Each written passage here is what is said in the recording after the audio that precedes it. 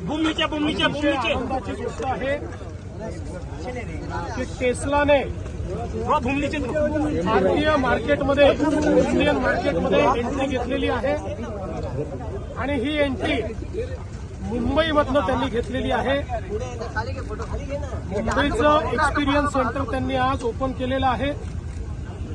इथे experience centre त्यांचं मुंबईतच दुसऱ्या लोकेशनला लॉजिस्टिक सेंटर आणि त्यासोबत संपूर्ण त्याचं जे मेकॅनिझम आहे आणि सर्व्हिसिंग आहे त्याचंही सेंटर हे मुंबईमध्ये ते उघडतायत आणि टेस्लाचं बुकिंग हे या सेंटरपासून ते सुरू करतायत. मला असं वाटतं की महाराष्ट्राकरता आणि मुंबईकरता ही एक अत्यंत आनंदाची गोष्ट आहे की जगातली सगळ्यात स्मार्ट कार ज्याची वाट आपण पाहत होतो ती मुंबईपासून आता भारतामध्ये लॉन्च होते आहे.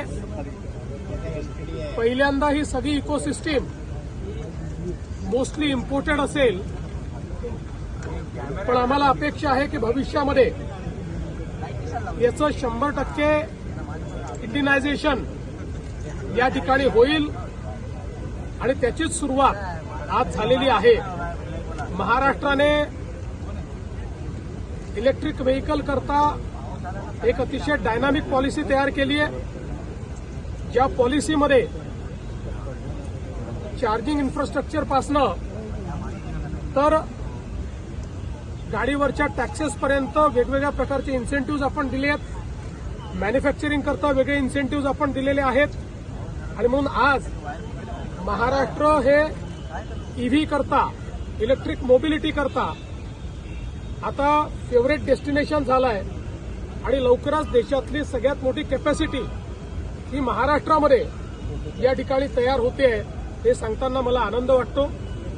आज टेस्लाचं या ठिकाणी आम्ही स्वागत केलेलं आहे आणि त्यांनी देखील सांगितलं की त्यांनी मुंबईमधनं सुरुवात केलेली आहे आणि आता पहिल्यांदा ते मुंबई आणि मग त्यानंतर अजून 2 ठिकाणांचं रजिस्ट्रेशन हे मुंबईवरनं सुरू करतील.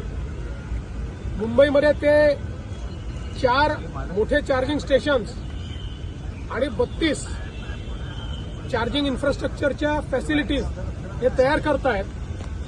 या कारची खासियत अशी आहे की 15 मिनिटात चार्जिंग होईल आणि